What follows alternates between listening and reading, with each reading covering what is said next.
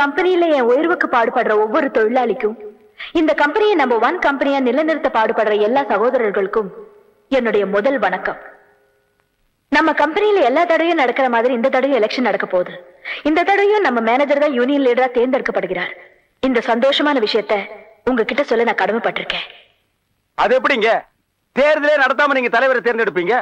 போட்டியில ஜெயிச்சாத்தான தலைவர், அதுவும் எங்களுக்கு தலைவரா வர்றவரை போட்டி இல்லாம நாங்க எப்படி தேர்ந்தெடுப்போம்? என்னத்த போட்டி தேர்தல் பண்ணாத.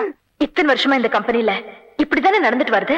இத்தனை வருஷம் அப்படி இருக்கலாங்க, இனிமே அப்படி நடக்கூடாதுங்க. அப்போ என்ன எதிர்த்து ஆளை நிறுத்த போறீங்களா? உங்களை எதிர்த்து இல்லைங்க, நீங்க நிறுத்த போற ஆளை எதிர்த்து. என் மேனேஜர் எதிர்த்து தேர்தல்ல நிக்கிற தைரியம் இங்க யாருக்கு இருக்கு? எந்திரிப்பா, வரப்பா. அடைச்சா எந்திரிப்பாண்ணா, எந்திரி.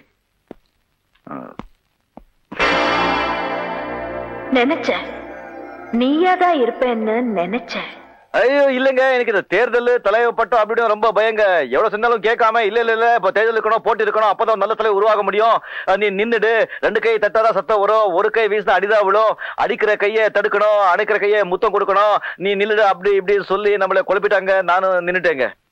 இவருக்கு போட்டியா நிக்க போற அவரை ஆதரிப்பீங்களா? என்னப்பா இது, 5 பேர் தான் கை தூக்குறாங்க, மத்தவங்க மௌனமா இருக்காங்க. நீ சும்மா இருப்பா. மந்திரி வீட்லயே அவர் சம்சாரம் அவருக்கு தான் ஓட்டு போடுவாங்கன்னு நிச்சயம் இல்ல. இவனுக்கு மௌனமா இருக்காருங்களேன்னு நீ பெண் வாங்காத. எல்லாத்தையும் நான் பாத்துக்கிறேன், நீ தைரியமா நில்லு. இந்தப்பா இருங்கப்பா, இங்க பாரு, நான் சொல்றேன் கேளுங்கப்பா. எல்லாம் நம்ம ஆளுக்கே ஓட்டு போடுங்கப்பா. கிருஷ்ணாவுக்கு ஓட்டு போடுங்கப்பா. இந்தப்பா ஓட்டு போடுங்கப்பா. தேர்தல்ல என் மேனேஜர் ஜெயிக்கட்டும், அதுக்கப்புறம் உன்னை என்ன பண்றேன்னு பாரு. மிஸ்டர் பிரகாஷ், உங்களை எதிர்த்து உங்க யூனியன் எலெக்ஷன்ல யாரும் நிக்க மாட்டாங்கன்னு சொன்னீங்க. ஆனா இப்ப கிருஷ்ணன் ஒருத்தன் நிக்கிறானாமே. சார், அவன் என்ன எதிர்த்து நிக்கல சார், எங்க முதலாளி அம்மாவுக்கு போட்டியா நிக்கிறான். அவங்களை எதிர்த்து கம்பெனில எவனும் ஜெயிக்க முடியாது சார். நேத்து நடந்த எலெக்ஷன் மீட்டிங்ல ஒரு 10 பேர் கூட அவனுக்கு கையை தூக்கல சார். கூட்டத்துக்கு வந்த அத்தனை பேரும் நமக்கு தான் ஓட்டு போடுவாங்கிறதோ, வராத அத்தனை பேரும் நமக்கு போட மாட்டாங்கிறதும் நிச்சயம் இல்லையே. ஆனா ஜனங்களோட முடிவு மட்டும் என்னைக்கும் ஒரே மாதிரி தான் இருக்கும். நாளைக்கு எலெக்ஷன் நடக்க போகுது, யாரு ஜெயிக்கிறாங்கன்னு பாருங்க. நீ ஜெயிச்சாலும் தோத்தாலும் நாங்க தோக்க கூடாது.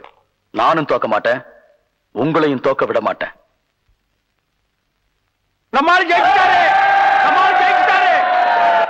ஹலோ, யூனியன் எலெக்ஷன்ல கிருஷ்ணா ஜெயிச்சிட்டாரு மேடம். நீங்க நிறுத்துற ஆள் தோத்துட்டாரு.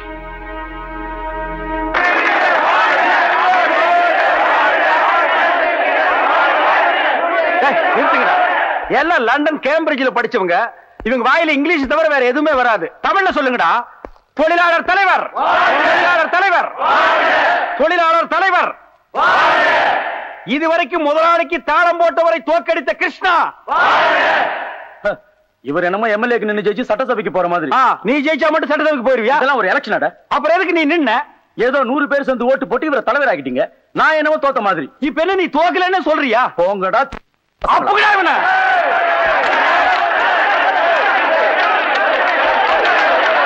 அமைதி அமைதி, அவரை ஒண்ணும் செய்யாதீங்க. அப்படியே கூட்டிட்டு வாங்க. கொஞ்சம் இருங்க.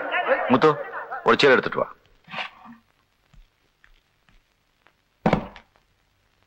உட்காருங்க.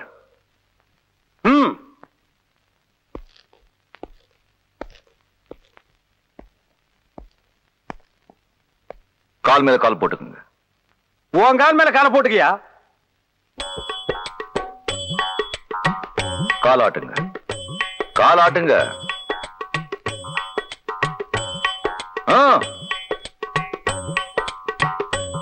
மரியாதையா மன்னிப்பு கேட்கணும்னு சொல்றாங்கல்ல, அதோட அர்த்தம் இதுதான்.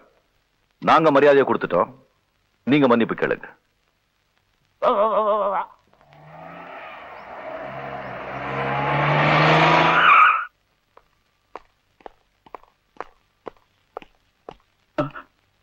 என்னங்க கலாட்டா? மேடம், இவங்க ஜெயிச்சதுனால தோத்து போன என்ன கலாட்டா பண்றாங்க. தோத்தவங்களை கலாட்டா பண்றது அநாகரிகம் இல்ல? நாகரிகத்தை பத்தி எங்களுக்கு தெரியும் மேடம்.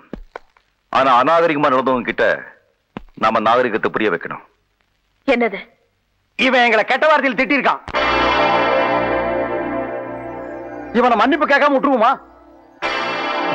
என்ன மன்னிச்சிருங்க. எந்திரிச்சு ஓடுறா. பார்க்காம போறானா வருவ போடா. மண்டையில மூணே முடி விட்டு வெட்டி போடுவேன். Mister union leader, yes madam. Union leader ஆயிட்டதுனால எது வேணாலும் செஞ்சிடலான்னு நினைச்சிடாத. நான் நினைச்சா யூனியனும் இருக்காது, லீடரும் இருக்க மாட்டேன்.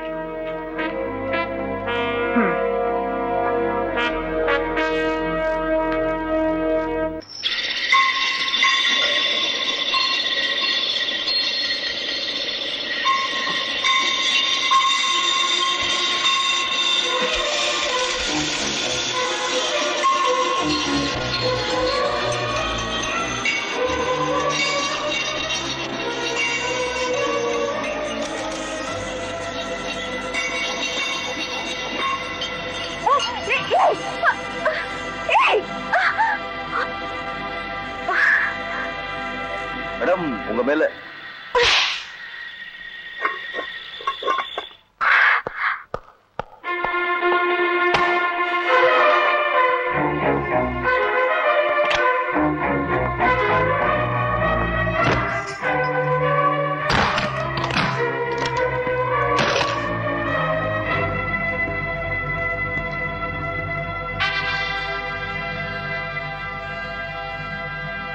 என்ன வேணும் உனக்கு? நம்ம ஆளுங்க என்னதான் வெளிநாட்டுல படிச்சுட்டு வந்தாலும் தமிழ் பண்பாடை மறக்க மாட்டாங்க. ஆனா நீ மறந்துட்ட. உன் மாதிரியே நானும் வெளியே எல்லாரும் முன்னாலையும் நடந்துகிட்டு இருந்தா உனக்கும் எனக்கும் வித்தியாசமே இல்லாம போயிருக்கும். என்னது? சம்பளத்தை கொடுக்கிற முதலாளிக்கு தொழிலாளி உழைச்சி லாபத்தை கொடுக்கறான். ஆனா போனஸ் கொடுக்கிற முதலாளிக்கு தொழிலாளி எதுவுமே கொடுக்க மாட்டான். ஆனா இந்த தொழிலாளி கொஞ்சம் வித்தியாசமானவன். போனஸ் கொடுக்கிற முதலாளிக்கு வட்டியும் முதலுமா சேர்த்து திருப்பி கொடுக்கல. இவன் ஆம்பளையே இல்ல.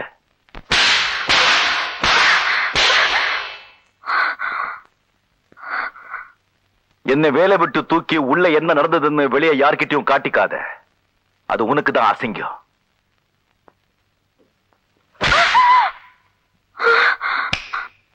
தெரிஞ்சதா?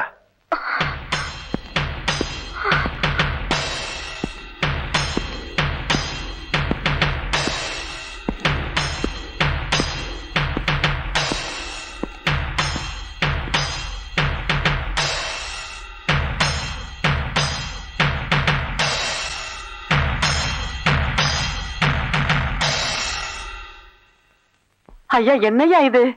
மணி 9:30 மேல ஆகுது. நம்ம சாந்தி இன்னும் காணுமே. எனக்கு என்னமோ பயமா இருக்கு. நீங்க கொஞ்சம் போய் என்னன்னு பாருங்க ஐயா. இத பாரு, எனக்கு அவளை பத்தி பயமே கிடையாது.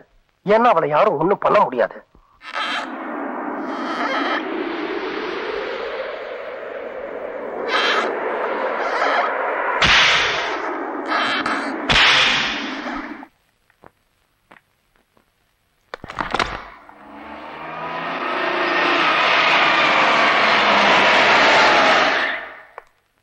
ஏம்மா இவ்வளவு நேரம்? எலெக்ஷன் ரிசல்ட் என்னாச்சு? அவர் ஜெயிச்சிட்டாரு. அப்ப நீ தோத்துட்ட.